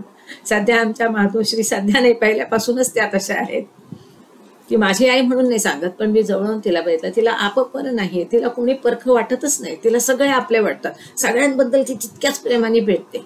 आणि बाबांचे भजनं सुरू झाले किंवा फिल्म सुरू झाले तर मग ते घळाघळा तिचं सुरू होत होता. सुरू बाबांचा फार जीव होता तिच्यावर. माणसातील दुजाभावाचा पडदा या प्रेमामुळे नष्ट होतो. म्हणजे ती प्रोफेसर होती, पण घरी त्या विद्यार्थिनीने समजून घ्यायला याच्यात त्यांना सुद्धा ती म्हणजे केस बीस धुवून नऊ बिव घालायची, नुसतं जीव घालणं तर वेगळं, ते तर राहिलंच. कोणी असं करत असेल मला वाटत नाही, आता कोणी केलं तर वेड्यात करते. शुद्ध प्रेमामुळे माणूस स्वार्थ त्यागास व सर्वांना कल्याणकारक असणारी कार्य करण्यास उत्सुक बनतो. जेव्हा शुद्ध प्रेम असतं तिथं स्वार्थ नसतो, तिथं स्वार्थ त्याग असतो आणि सगळ्यांना कल्याणकारक अशी जे कार्य असतं ते आपोआप त्याच्या हातनं बनतं. प्रेम हे जातपात, देश विदेश, गणगोत, धर्मभेद, लिंगभेद इत्यादी काहीही ओळखत नाही. का? कारण प्रेम म्हणजेच परमेश्वर. म्हणजे परमेश्वर म्हणजे अद्वैत, अनंत, अविभाज्य. जे अविभाज्य आहे तिथे जात पात, लिंग भेद, धर्म हे सगळं काही येईल का? येणारच नाही. म्हणून प्रेम म्हणजे जात पात, देश विदेश, गणगोत, धर्म, लिंगभेद काहीही ओळखत नाही. प्रेम ह्या सगळ्यांच्या पलीकडे असतं. प्रेम हे संस्कारजन्य गुलामगिरीतून मुक्तता करते. पुन्हा आलं संस्कारजन्य गुलामगिरी. गुलामगिरी येत आहो आपण, आहो की नाही? आपण सगळे गुलामगिरी आहोत. कसल्याच्या कुठल्या गुलामगिरीत? कसं? पारतंत्र्यात आहोत. कसं? हा आपला आत्मा ह्या कैदेत आहे. ही कैद कसली आहे? ही शरीराची, संस्कारांची, भावनांची, अहमपणाची, द्वैत दुजाभावाची, ही सगळी अशी आपली कैद आहे. हा आपला आत्मा या कैदेत आहे. ह्या कैदेतनं त्याला काढून त्याला मुक्त करायचंय आणि त्याच्या मूळ स्वरूपाला, परम स्वरूपाला घेऊन जायचं कार्य आहे. ह्या देहाचं कार्य आहे ते, ह्या जीवनाचं ते उद्देश आहे. म्हणून ह्या संस्कारातून जी गुलामगिरी, ही जी गुलामगिरी झाली, हा जो आत्मा आहे त्या गुलामगिरीत गेला, आपला ह्या कैदेत गेला, तो कशामुळे गेला? संस्कारांमुळे. संस्कार कुठून आले? संस्कार कुठून आले? वासना, अहंकार, ह्याच्यामुळे संस्कार आले आणि त्यामुळे आत्मा. म्हणून संस्कारजन्य गुलामगिरी ही संस्कारातून उद्भवलेली आत्म्याची गुलामगिरी आहे. तर ही जी अशी गुलामगिरी तो आत्मा आहे, त्या गुलामगिरीतून, संस्कारातून उद्भवलेल्या गुलामगिरीतून त्या आत्म्याला सोडवायचं काम प्रेम करतं. विशुद्ध प्रेम, दैवी प्रेम हे काम करतं की त्या आत्म्याला त्या तुरुंगाच्या त्या ज्या आहेत त्या कापण्यासाठी काय जरुरी आहे? विशुद्ध प्रेम जरुरी आहे. व आत्मप्रत्ययाच्या स्वतंत्र वातावरणात नेऊन सोडते, जिथे त्याला आत्मसाक्षात्कार येतो. या प्रेमामुळे मनुष्य अनंत आणि चिरंतन जीवनाच्या स्फूर्तिमय शक्तीत विलीन होतो. असं जेव्हा दैवी प्रेम, विशुद्ध प्रेम त्याच्या वाट्याला येईल, तेव्हा त्याचा आत्मा ह्या गुलामगिरीतून, ह्या शृंखलेतून मुक्त होईल. आणि मग कुठे जाईल? की जे अनंत आहे, चिरंतन आहे, अक्षय आहे, असे जे जीवन आहे ते म्हणजे ईश्वर, म्हणजे स्वतःच्या मूळ स्वरूपाला तो मिळणार. असं जे स्फूर्तिमय शक्तीमध्ये त्या विलीन होणार, म्हणजे ईश्वरामध्ये तो विलीन होणार. व्यक्ती आणि तिचे आत्मस्वरूप यात मुख्यत्वे भेदप्रवण अहमभावाचाच पडदा असतो. बाबा सांगतात, पहिल्यांदा पण त्यांनी सांगितलंय की आत्माला स्वतःच मूळ स्वरूप जे आहे ते कसं आहे? अनंत आहे, अविभाज्य आहे. आत्मा हा अखंड आहे, हे आपण बघितलेलं आहे. परंतु हे त्याला का कळत नाही? तो परमात्म्याचाच एक अंश आहे, तो स्वतःच परमात्मा आहे, हे त्याला का कळत नाही? तर त्यामुळे मुख्यत्वे त्याचं कारण आहे अहमभाव, द्वैत भाव. हा अहमभाव कसा आहे? तो भेदप्रवण म्हणजे काय आहे? की द्वैत भाव त्यातनं निर्माण होतो. त्या अहमभावातनं द्वैतभाव निर्माण होतो आणि हा जो मी तूपणाचा, पृथकत्वाचा, वेगळेपणाचा, द्वैतभावाचा पडद्यामध्ये आहे, त्या पडद्यामुळे त्या आत्म्याला स्वतःचं मूळ स्वरूप दिसत नाही. हा अहमभाव पूर्णपणे समर्पण करूनच हृदयाची बंद कपाटे उघडणे शक्य होते. हा जो द्वैत भाव आहे, अहम भाव आहे, मी म्हणजे हा देह, हा जो भाव आहे, हा जेव्हा संपूर्ण नष्ट होईल, त्याचं समर्पण केलं जाईल. समर्पण करून कशात मध्ये तो होईल? तर आपण एका प्रकरणात बघितलं की सद्गुरू किंवा अवताराच्या ठाई कोणता राहतो? विश्वात्मक. त्याचा देह कसा असतो? युनिव्हर्सल बॉडी असते, विश्वात्मक देह असतो. आणि त्याचा कोणता असतो? युनिव्हर्सल इगो असतो. त्याचं विश्वात्मक मनामध्ये, त्या विश्वात्मक मनामध्ये विश्वात्मक अहंभाव असतो, संपूर्ण एक असतो. तिथे द्वैत भाव नसतो, अद्वैत भाव असतो. तेव्हा जेव्हा अशी हृदयाची बंद कपाट आपण उघडू आणि त्याच्यात अहंभावाचा संपूर्ण त्याग करू, त्यावेळेला ती हृदयाची कपाट उघडतील. आणि जेव्हा हे अशा हृदयाची कपाट उघडतील तेव्हाच त्याच्यामध्ये अशा अहंभाव शून्य हृदयामध्येच केवळ ईश्वराचा प्रवेश होऊ शकतो. बाबा सांगतात की मी सदैव तिथेच आहे, तुमच्यामध्ये आहे. मी तर येऊ इच्छितो तुमच्या हृदयात, पण तिथे ऑलरेडी इतकी घाण आहे, एक पॅक आहे, हाऊसफुल आहे आपलं हृदय.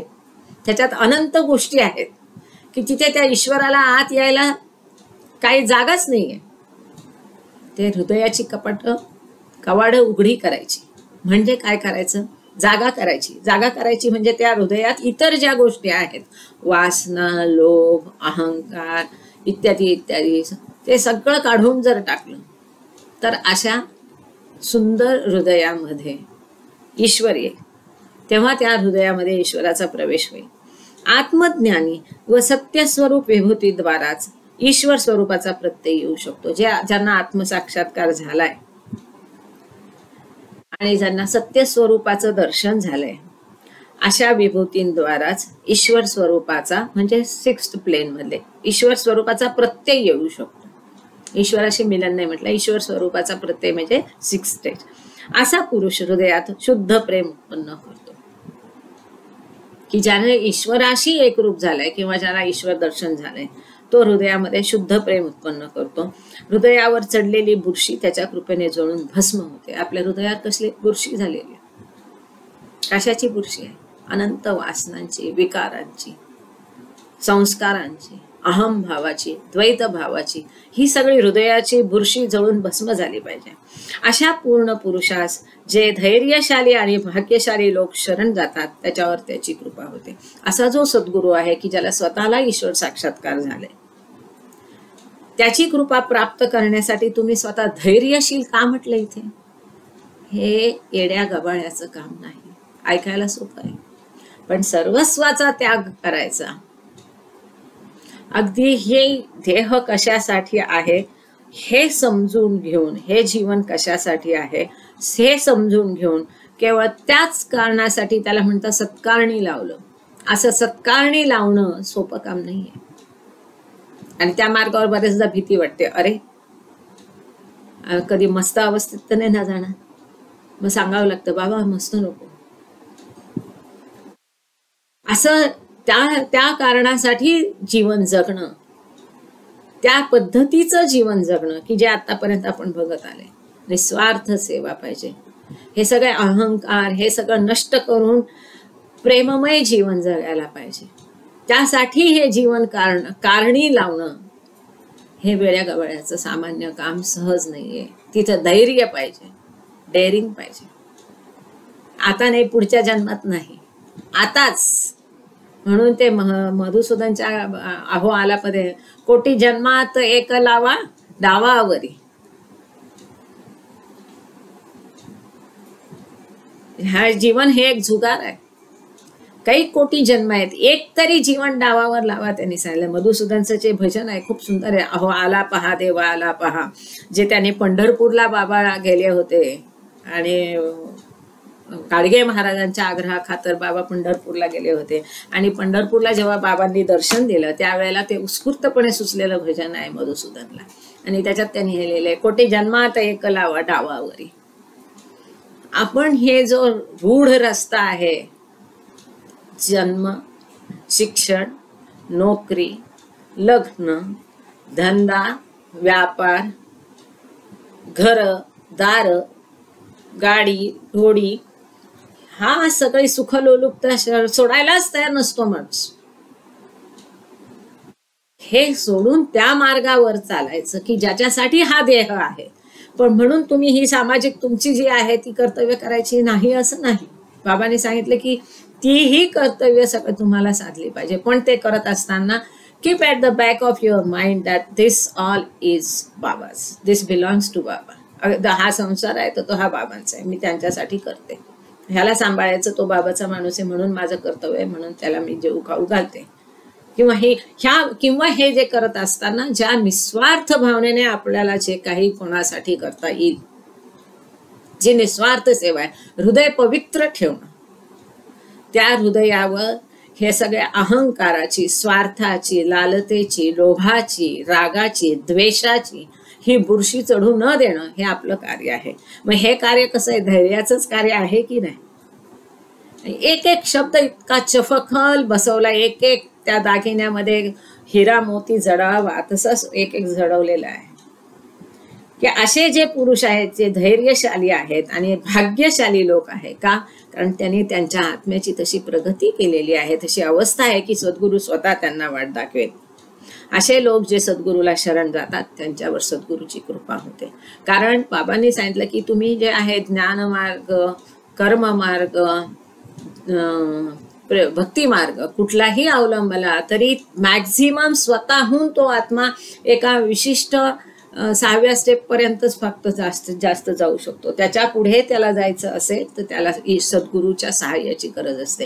केवळ आणि केवळ सद्गुरूच्या कृपेनेच जो शेवटचा पुष आहे ते उरले चुरले संस्कार नष्ट करणं, त्या भावाचा मूलोच्छेद करणं, मनोनाश करणं आणि ईश्वराचं दर्शन किंवा त्याच्याशी एकरूप, हे केवळ सद्गुरूच्या आशीर्वादानेच प्राप्त होतं.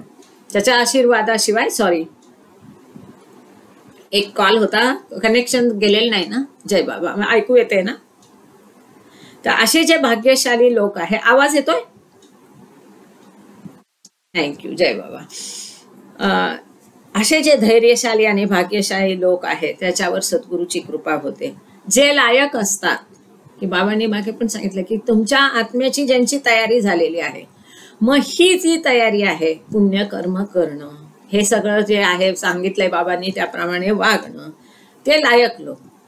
जे लायक असतात तेच सद्गुरूच्या प्रसादाचे अधिकारी होतात. आपोआप सद्गुरू त्यांच्यापर्यंत येतो. ती त्यांची तयारी झालेली असली पाहिजे. ते तयारी आज बरेच लोक विचारतात कुठे गुरु शोधावा, कोणता गुरु मी शोधू? बाबांनी सांगितलंय, तुकारामांनी सांगितलंय, सद्गुरु वाचून सापडे ना सोय, धरावे ते पाय आदी आदी. अरे पण तो सद्गुरु शोधायला जायच्या आधी तुझी जी तयारी आहे, बरेच लोक विचारतात की आता कोण सद्गुरु आहेत परफेक्ट मास्टर? बाबांनी सांगितलं at any point of time there are 5 perfect masters, they are handling the whole matters of the universe. हा विश्वाचा कारभार सांभाळणारे ते आत्ता सद्गुरु कोण आहेत? ते 56 आत्मे कोण आहेत? काय करायचं? आपण बाबांच्या छत्रछायेत आहोत, अजून आपली तयारी होऊ दे. इतकी तयारी तुमच्या आत्म्याची करा. मग ती कशी करायची? जे पश्चाताप प्रार्थनेत सांगितलंय तसंच वागणं पाहिजे. जे बाबांनी माय विश सांगितलं की बाबा, आपण जर म्हणतो स्वतःला बाबाचे आम्ही बाबा लवर्स आहोत, तर बाबा लवर्सनी कसं पाहिजे? जर मेहर बाबा आपले प्रियतम असतील तर त्यांच्या इच्छेचं पालन करणं. ती इच्छा अशी तळहातावर ज्या कुठल्याही असं कार्य करायचं नाही, कुठलाही असा शब्द बोलायचा नाही की ज्याने माझ्या प्रियतमाचं मन मोडेल, त्याला दुःख होईल, त्याला कष्ट होईल, जे त्याला आवडणार नाही, असं काहीही करायचं नाही. मग बाबांची जी माय विश आहे, त्यांची जी इच्छा आहे ती सर आखो पर.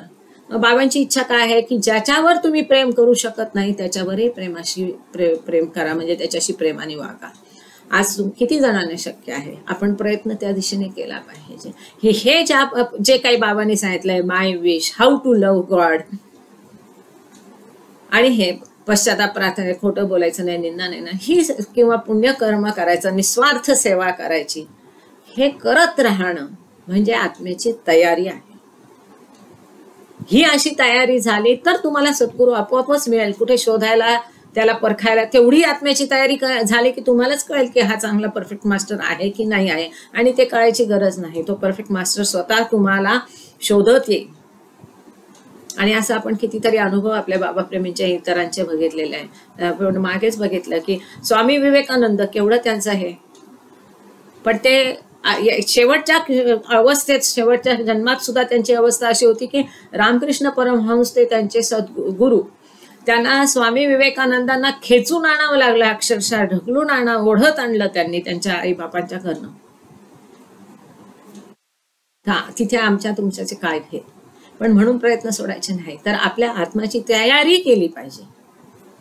ती तयारी जशी परीक्षेची तयारी असते की नाही, परीक्षेला बसायचं तर मग आपण वाचतो, अभ्यास करतो, 100 संदर्भ ग्रंथ करतो, नोट्स काढतो, ते परत वाचतो, त्याचं मनन करतो, मग first revision, second revision, third revision, notes सगळं काढून मग परीक्षेला बसतो, पेपर चांगला करतो. ही जशी तयारी असते, तसं सद्गुरूचा आशीर्वाद प्राप्त करणं ह्याच्या सुद्धा आत्म्याची तयारी झाली पाहिजे. आणि ती अशा आपल्या रोजच्या जीवनातून रोज हळूहळू हळूहळू ती इट्स अ लेंदी प्रोसेस, त्याला वेळ लागणार, तेवढं धैर्य पाहिजे. हळूहळू शांतपणे आपण त्या अवस्थेपर्यंत लगेच असं काय पटकन साध्य होईल झालं, तिथं ईश्वराची कृपा. तेव्हा अशी जी तयारी होते तेव्हा ते लायक होतात, ते आत्मे लायक समजले जातात. म्हणून बाबा म्हटलंय, जे लायक असतात तेच सद्गुरूच्या प्रसादाचे अधिकारी होतात. हा प्रसाद मिळाला म्हणजे हृदयात खऱ्या प्रेमाचा उदय होऊन साधक ईश्वर स्वरूपात विलीन होतो व ईश्वराशी ऐक्य पावल्यावर तो त्या दिशेने प्रयत्न करणाऱ्या इतर अनेक साधकांचा मार्गदर्शक बनतो. एकदा त्याच ईश्वराशी ऐक्य, त्याला कृपा, त्याची आत्म्याची तयारी झाली, तो लायक झाला. सद्गुरूंनी त्याला हेरला, त्या सद्गुरूंनी त्या स्वतःच्या कृपा प्रसादाने त्याचा उद्धार केला, म्हणजे त्याला ईश्वरी साक्षात्कार मिळाला. ईश्वरी साक्षात्कार मिळाल्यावर त्यांनी या पुन्हा स्वतःचं त्या ईश्वरी साक्षात्कारानंतरचा जो अनंत आनंदाची अवस्था आहे, त्या महासागरात तसंच तळाशी मशगूल होऊन डुबत राहण्यापेक्षा त्यांनी पत्करलं की मी पुन्हा ह्या सगळ्यांचं, त्याच्यासाठी जी काही कर्तव्य दिलेले आहेत ते निभावण्यासाठी स्वतःचं या जगाचं भान घेऊन पुन्हा या सृष्टीमध्ये जो येतो, तो मग काय करतो, इतर जे जीव आहेत की जे असे लायक आहेत, ज्यांची तेवढी प्रगती झालेली आहे, त्या इतर अभागी जीव की ज्यांना असं ईश्वरी ऐक्यासाठी जे तळमळत आहेत त्यांची मदत करतो आणि त्यांचा तो मार्गदर्शक बनतो आणि त्यांनाही ईश्वर साक्षात्काराला मदत करतो. हे केव्हा शक्य होतं की जेव्हा त्याच्या हृदयात दैवी प्रेम, ईश्वरी प्रेमाचा उदय होतो. दुसरी कोणतीही शक्ती शुद्ध प्रेमाहून अधिक मोठी नाही. बाबांनी स्पष्ट सांगितले की सगळ्यात हायेस्ट ऑफ द हाय, सगळ्यात मोठी शक्ती कोणती आहे, तर शुद्ध दैवी प्रेम ही सगळ्यात मोठी शक्ती आहे. त्याच्यापेक्षा इतर कुठलीही शक्ती मोठी नाही. मग किती चमत्कार साधू दे, किती शक्ती प्राप्त, सिद्धी प्राप्त होऊ दे, त्या 4th प्लेनवर दैवी प्रेम, शुद्ध प्रेमापेक्षा मोठी शक्ती नाही. इथे हा संदेश नंबर 10, जी प्रेमाची प्रेरक शक्ती, की शुद्ध प्रेम जर हृदयात असेल तर तुम्हाला कसं तुम्ही लायक बनता, सद्गुरू तुम्हाला हेरतो, त्याच्या कृपा प्रसादाने तुम्हाला ईश्वरी साक्षात्कार मिळतो आणि तुम्ही सद्गुरू स्वतः होता. आणि तुम्ही सद्गुरू झाल्यानंतर तुम्ही इतर जीवांना पण त्या तसे हेरता की ज्यांच्या हृदयामध्ये असं शुद्ध अंतःकरण आहे आणि तिथे दैवी प्रेमाचा कृपा तुम्ही त्यांना देता आणि पुन्हा त्या आत्म्यांचाही उद्धार करता. म्हणून ही शुद्ध प्रेमाची प्रेरक शक्ती आहे, ही जी प्रेरणा देते. इथे हे संदेश नंबर 10 संपला. हा, जय बाबा, थँक्यू. तुम्ही असं मेसेज टाकणं म्हणजे माझा इगो नाही, पण मला थोडी आयडिया येते. थँक्यू ताराबाई हिवसे आरवीच्या, की आपण जे काही बडबडतोय ते बऱ्याचदा संभ्रम होतो, अरे समजतंय की नाही समोरच्याला, काय गाडी फास्ट चालली का, फार स्लो चालली का, पण ते मग एक मेसेज, हा ठीक आहे चाललंय, म्हणजे लोक ऐकतायत, त्यांना समजतंय पर्यंत. हा, थँक्यू. जय बाबा. अच्छा, आज बागले पण इथे पाथर्डीचे, पण त्याने मला वाटतं आता लेफ्ट झाले. हा, जय बाबा. गिरी भाऊ, काय विचारायचंय? यांनी खूप छान, हा बोला ना.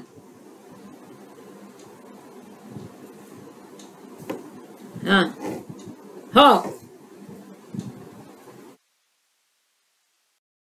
तुम्ही सांगता की ईश्वरावर दुश्मनावर सुद्धा ज्याच्यावर आपण प्रेम करू शकत नाही किंवा शत्रू आहे त्याच्यावर सुद्धा प्रेम करायचं. तर त्यांचा प्रश्न असा आहे की आपण जरी त्याच्यावर प्रेम केलं तरी तो जर रिस्पॉन्स त्याला देत नसेल, तसा प्रतिसाद देत नसेल तर काय करायचं. तर माझं उत्तर हेच राहील किंवा बाबाने हेच सांगितलं की हीच तर परीक्षा आहे, म्हणून तर ते अवघड आहे. त्याच्यावर जेव्हा प्रेम कराल त्याने रिस्पॉन्स, तो किती तुमच्याशी वाईट वागू दे, त्याने किती तुमचं नुकसान करू दे, तरीही आपण त्याच्याशी प्रेमाने वागायचं, हीच तर परीक्षा आहे. म्हणून तर ते असाध्य आणि अवघड आहे. आणि जे असाध्य आणि अवघड आहे ते केल्याशिवाय त्या अनंताची प्राप्ती कशी होणार. त्यांनी रिस्पॉन्स दिल्यावर तर कुणी प्रेमाने एक बोलला, तुम्ही माझ्याशी प्रेमाने बोलला, मी प्रेमाने बोलले, हे तर स्वाभाविक आहे. तिथं जगरीती आहे, तिथे तर कस लागतच नाही. पण जो अकारण आमचा द्वेष करतो त्याला आम्ही सेवा द्यायची. जो अकारण आम्हाला त्रास देतो तरीही त्याच्याशी गोडीनेच बोलायचं, प्रेमानेच बोलायचं. त्याने किती त्रास देऊ दे, त्याने किती तुमचाच वैरपत करू दे. तुम्हाला 3 गोष्टी याच्यामध्ये आहे. कधी ना कधी त्याचं हृदय अंतःकरण पाघळेल, नाही पाघळलं तरी त्याला सुधारवणं ही आपली जबाबदारी नाही. आपल्याला आपल्या आत्म्याचा उद्धार करून घ्यायचा. Thank you Gangade sir. आपल्याला आपल्या आत्म्याचा उद्धार करून घ्यायचा. त्यांनी कसं वागायचं हे आपल्याला ठरवायचं नाही, आपण कसं वागायचं. उलट आपण त्याचे आभार मानायचे की तू मला अशी संधी उपलब्ध करून दिली की तू वाईट वागत असतानाही मी तुझ्याशी चांगलं वागायला पाहिजे, प्रेमाने वागायला पाहिजे. सगळेच प्रेमाने वागले तर ती संधीच उपलब्ध होणार नाही. ही संधी उपलब्ध करून दिली म्हणून आपण आधी त्याचे आभार मानायचे आणि आपल्याकडून जे काही त्याला चांगलं करता येईल, त्याच्याशी प्रेमाने वागता येईल ज्या पद्धतीने. ह्याच्यात आणखीन एक भाग आहे. हे बघून त्याचं मन परिवर्तन होऊ की न होऊ, तो दाखवू की न दाखवू. तिसरा म्हणतो, अरे ह्या माणसाने इतकं छळलं ह्या बाईला, इतका त्रास देतोय, तरी मॅडम अजूनही त्याच्याशी इतकं छान कशी वागू शकते. मग ती घरी जाऊन घरच्यांशी चर्चा करते. मग तिचा मिस्टर म्हणतो, अरे नाही, ते मेहरबाबांचे आहेत ना, त्यांची शिकवण असेल म्हणून हे शक्य असेल. मग ती बाई दुसऱ्या दिवशी येऊन तुम्हाला म्हणते की हे ना मॅडम, खरंच तुम्ही बरं का मेहरबाबांमुळेच असं वागलात. आणि चौथ्यांदा तो प्रसंग होऊन पुन्हा तुम्ही प्रेमाने त्या माणसाची चौथ्या वागाल तेव्हा तीच व्यक्ती, तिसरी व्यक्ती येऊन तुम्हाला, जी ऑब्झर्वर आहे ती येऊन सांगते की हे तुम्ही नाही, हे मेहरबाबा त्याच्याशी इतकं छान प्रेमाने वागतात. म्हणजे ती जी व्यक्ती बाबा प्रेमी नाही ती येऊन तुम्हाला सांगते की हे केवळ बाबांमुळे तुम्ही वागताय. नंतर ती सांगते की हे बाबा नाहीच, हे तुम्ही नाहीच, हे बाबाच ह्या टेबलवर बसून असं बोलतात. म्हणून त्यांनी प्रतिसाद. दुसरं आणखीन एक नेहमी मदत करतं मला स्वतःला, ते मी सांगते. बाबांचे जे वडील होते शेरियारजी, आणि त्यांना जबरदस्ती त्यांच्या घरातल्यांनी काहीतरी धंदा, तो ताडीचा धंद्याचं दुकान काढून दिलं होतं आणि ताडीचं दुकान शेरियारजी चालवत होते. मोठं कुटुंब होतं, सगळ्यांच्या उदरनिर्वाहाची जबाबदारी त्यांच्यावर होती आणि त्यांच्याकडे काम करायला एक माणूस होता आणि तो त्याच्याशी ते खूप प्रेमाने जसं सगळ्यांशी वागायचे. शेरियारजी, बाबांनी सांगितलेलं आहे, the best man in the world was my father. बाबांनी सांगितलेलं आहे स्वतःच्या वडिलांबद्दल. तर कसं सुंदर वागणं असेल त्याचं, वी कॅन इमॅजिन. तर त्या जो काम करणारा नोकर आहे त्याला त्यांनी इतका जीव लावला, त्याच्याकडे चाव्या असायचा, तो ते उघडायचा, सकाळी येऊन साफसफाई करायचा, ते शेरियारजी आपल्या वेळेला जायचे. तर त्या नोकरांनी काय केलं, एक वन फाईन डे जेव्हा शेरियारजी सकाळी दुकानात गेले, त्यांना शिव्या घालून तो म्हणाला, चालतं हो या दुकानातून, हे तुझं दुकान नाही, हे माझं दुकान आहे. तरी शेरियारजी त्यांना सांगायचा प्रयत्न केला की अरे हे तर माझं दुकान आहे, तू तर माझ्याकडे काम करतो आणि आता कालपर्यंत तर व्यवस्थित होतं, आज रात्रीतून काय झालं, तुला असं का वागतं, तुझं काय बरं आहे ना तब्येत. तर त्यांनी पेपर काढून दाखवले, या पेपरवर तुम्ही सह्या केलात, हे दुकान माझं आहे. ह्यानी त्यांना फसवून त्यांच्या पेपरवर सह्या करून दुकान स्वतःच्या नावावर करून घेतलं होतं. त्यांनी त्याला खूप समजायचा प्रयत्न केला, नंतरही त्याला समजायचा प्रयत्न केला. फायनली 3-4 दिवसानंतर ते शक्य झालं नाही, तेव्हा ते त्यांनी शेरियारजी सरेंडर. आणि शेरियारजी शेवटी त्यांना जाऊन सांगतात, एक दिवस दुकानात, मी दुकान मागायला आलो नाही, घाबरू नको म्हणे, की तू जे केलंस ते केलंस, मी तुला माफ केलं. शरियारशी जाऊन त्याला सांगतात, जे त्यांचं एकमेव उदरनिर्वाहाचं साधन होतं, ज्या नोकराच्या भरोश्यावर ते होते, त्यांनी त्यांना फसवलं, सगळं दुकान लुटून घेतलं, तरी शरियारशी त्यांना दुसऱ्या दिवशी जाऊन सांगतात 2-3 दिवसांनी, की हे दुकान म्हणे ठीक आहे तू घेतलंस, मी तुला माफ करतो, आता जे काही असेल तू आणि ईश्वरामध्ये. काय सांगितलं त्यांनी? जेव्हा कोणाला माफ करणं शक्य होत नाही, किंवा जेव्हा भगवानगिरीने आता विचारलं की आपण चांगलं वागूनही समोरचा वाईट वागला तर काय करायचं, ते जेव्हा आपल्याला शक्य होत नाही, तेव्हा नेहमी मी शरीरार्जींची आणि ह्या गोष्टीची आठवण करते की दॅट हेल्प्स मी. त्यामुळे माझी मदत होते की मला व्यवस्थित वागायला. आणि कंटिन्युअस हे डोक्यात ठेवलंच पाहिजे की बाबांनी ही परिस्थिती उत्पन्न केली, कुणी काही असू दे, एखाद्या बाईच्या नवऱ्याने तिला डिच केलेलं असू दे, एखाद्याची संपत्ती लुटलेली असू दे, एखाद्याचा वर ऑफिसामध्ये काही खोटा आरोप आलेला असू दे, त्या प्रत्येक परिस्थितीत म्हणा की थँक्यू बाबा, you have created this situation, की आता ह्या परिस्थितीत मी कसं वागायला पाहिजे, बाबांना कसं वागलं या परिस्थितीत, मी कसं वागलं म्हणजे बाबांना आवडेल, असा विचार आपण करायचा. त्यांनी नको प्रतिसाद देऊ दे, आपण प्रेमानेच वागायचं. त्याची वेळ येईल त्यावेळेला त्याच्या मदतीला धावून जायचं. अजिबात पहिलं काही डोक्यात पहिलं ठेवायचं नाही, इतकं की त्याला म्हणजे तो माणूस थोडापर्यंत जर ह्याचा असेल तर त्याला शरम वाटते.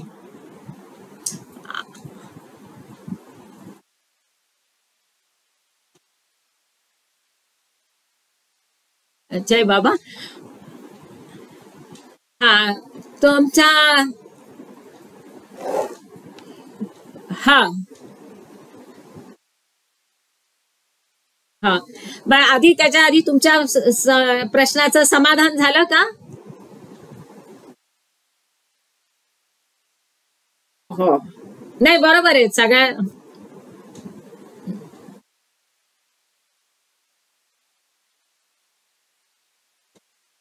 पण तो बरोबर आहे, तुमचा मुद्दा अगदी महत्वाचा आहे. तो वैरभाव मनात नाही ठेवला पाहिजे. जरी बाबा प्रेमी आहेत, कार्य करताना काही गोष्टी ऊंच नीच होतात, एखाद्याचं चुकतं, दुसऱ्याचं कर्तव्य आहे त्याला त्याची चूक दाखवून देणं, पण ती दाखवून देताना तो वैरभाव मनात नाही ठेवला पाहिजे, त्याच्याबद्दल कुठला आकस मनात नाही ठेवला पाहिजे. आणि एखाद्याने जरी तुमच्याशी भांडला कारण नसताना, तरी तुम्ही पुढच्या वेळी त्याच्याशी आपण होऊन प्रेमाने बोला. तोही बाबा प्रेमीच आहे, आज नाही उद्या सुधरेलच, आणि नाही सुधारला तर त्याला सुधारणं आपली जबाबदारी आहे. हे कुठेतरी काय भानगड मला कुठून आवाज येतोय? जय बाबा. हा समाधी दाखवताय ना? हो हो दाखवा ना. हो हा हा हा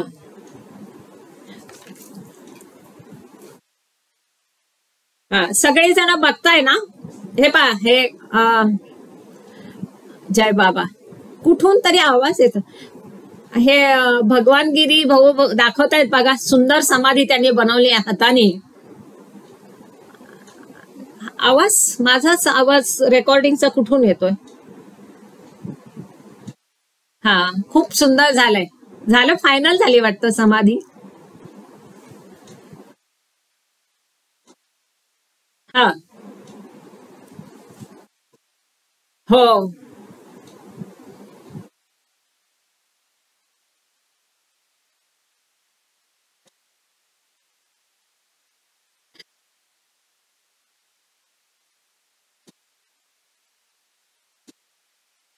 नाही, खूप छान झाली आहे, आणि त्यामुळे तुम्ही कायम बाबांच्या विचारात राहिला.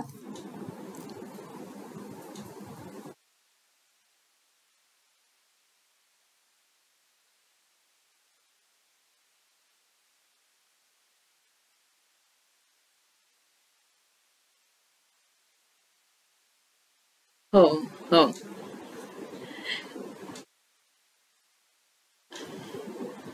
अगदी अगदी छान छान. बर बर.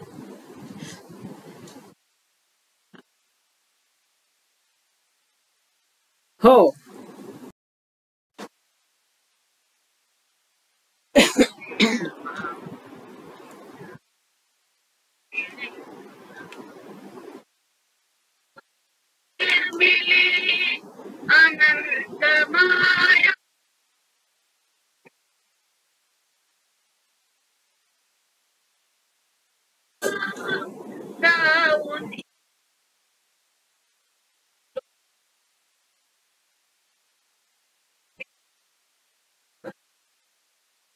लोटू नको मज वीरे तुकडा जीव खुळा जागला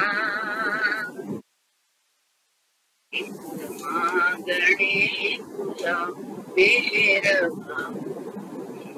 मागणे तुला तुझा रे ध्यास असू दे मला ध्यास असू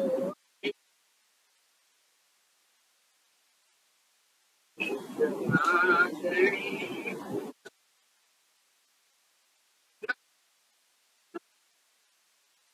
याच क्षणाला जाईन कोठे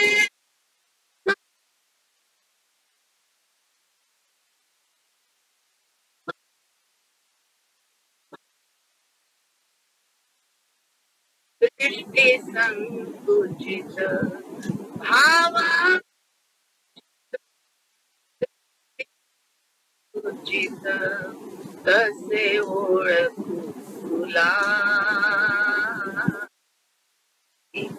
मागणे तुला मेहरबा हेच मागणे तुला तुझा रे ध्यास असू दे मला. तुझा रे ध्यास असू दे मला हेच मागणे तुला मेहरबा. ठाई ठाई रूप दिसू दे ठाई ठाई ज्ञानी मनी तूच असू दे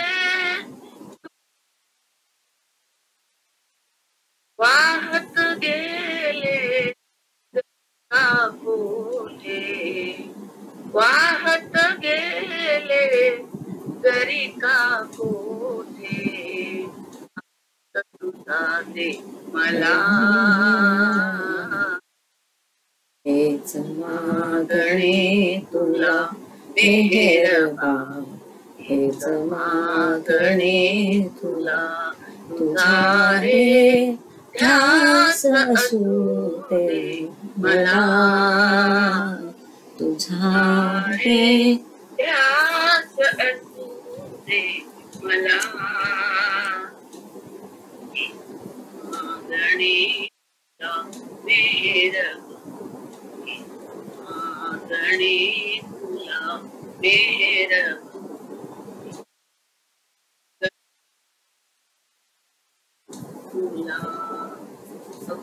मेहर बाबा की जय. प्रार्थना घ्या कल्पना ताई. जय बाबा. छान. आवाज येतोय ताई? हो. जय बाबा. अवतार मेहर बाबा की जय. आवाज येतोय का म्हटलं माझा? हो हो हो हो ठीक आहे ठीक आहे. सगळ्यांना जय बाबा. अवतार मेहर बाबा की जय. हे देवादी देवा सर्वांचे पालन करणारा व रक्षण करणारा तू अनादि व अनंत आहेस. तू अद्वैत व अतुलनीय आहेस. तुझा ठाम कोणालाही लागू शकत नाही. तुझ्या ठाई रंग नाही अभिव्यक्ती नाही रूप नाही तसेच गुणही पण नाही. तू अमर्याद आणि अगाध आहेस.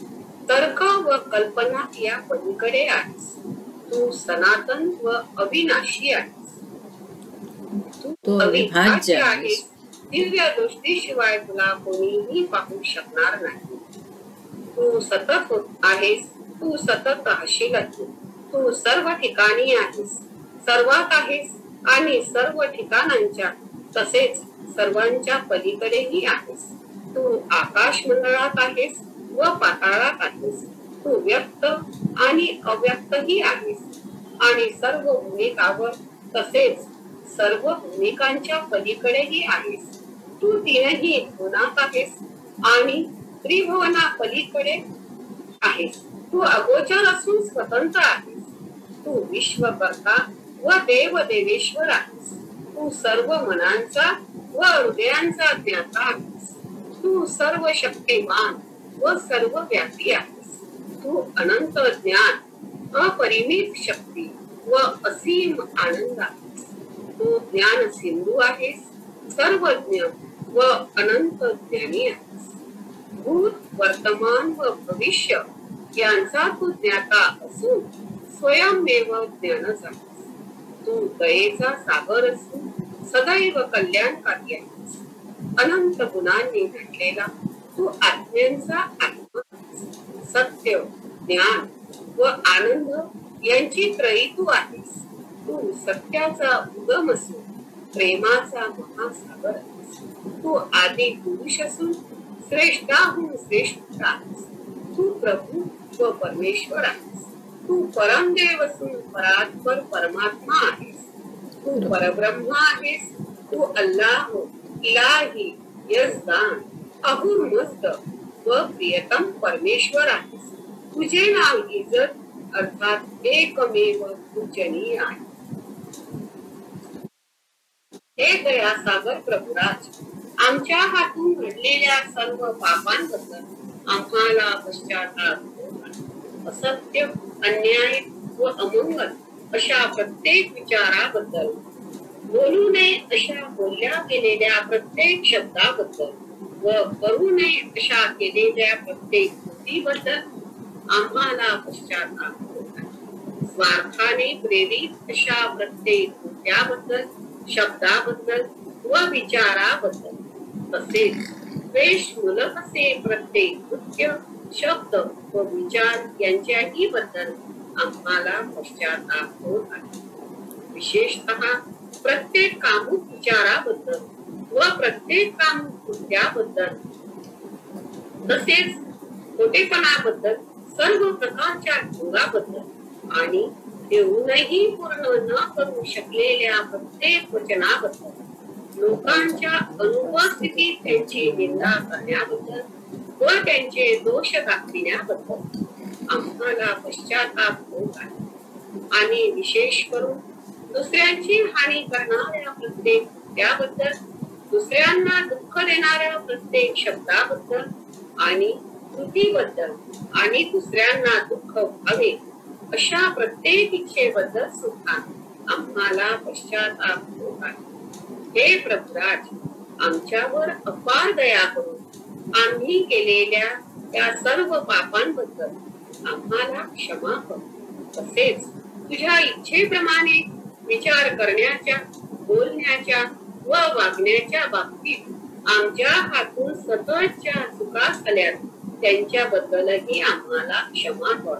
हीच आमची तुला नम्र प्रार्थना.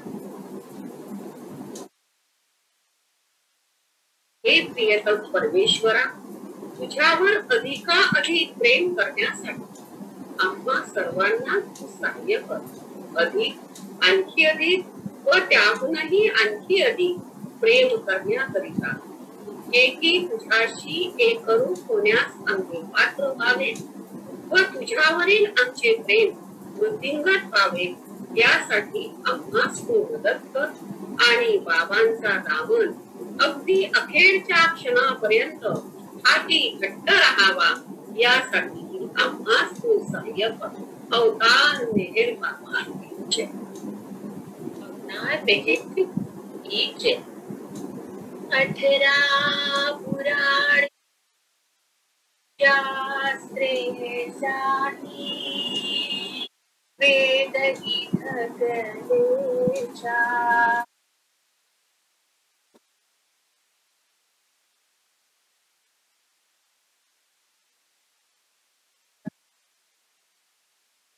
महिमा देवा दीन दयाळा परम कृपाळा परम कृपाळा हृदयवती या आरती ध्याया वेद प्रभु आरती ध्याया अश्रुजनाने उददेने मन अनुतापाचे वरतीयासन प्रीतीसे हे आवाहन प्रीतीसे हे आवाहन प्रसादनावर वीर प्रभु आरती ध्याया वीर प्रभु आरती ध्याया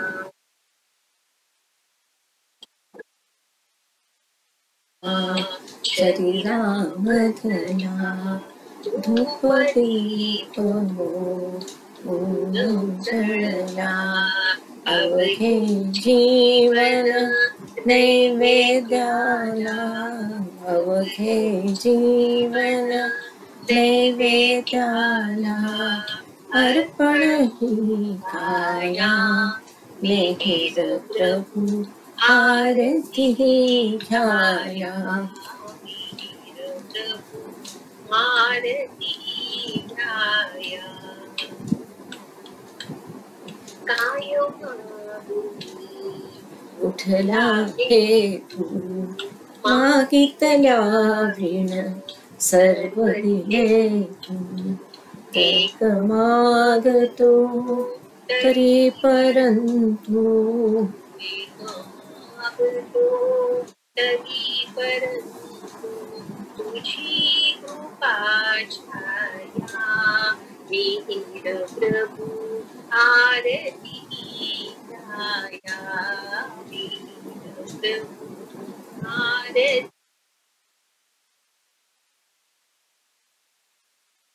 शब्द मागळे अपुरे पडती मुख्या भावना मोठी अडती कशी गावी तुझी आरती कशी गावी तुझी आरती तूच येई गावया वीर प्रभु आरती ध्याया मेहर प्रभु आरती ध्याया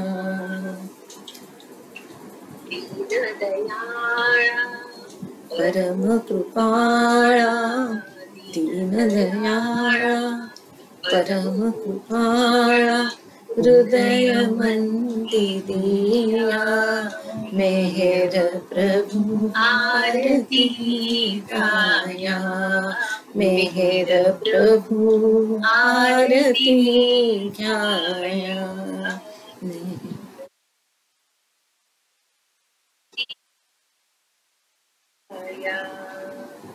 अवतार मेहर बाबा की जय मेहर बाबा की जय अवतार मेहर बाबा की जय खूप छान नारायण कुलकर्णी सोलापूरचे त्यांची आरती गायली.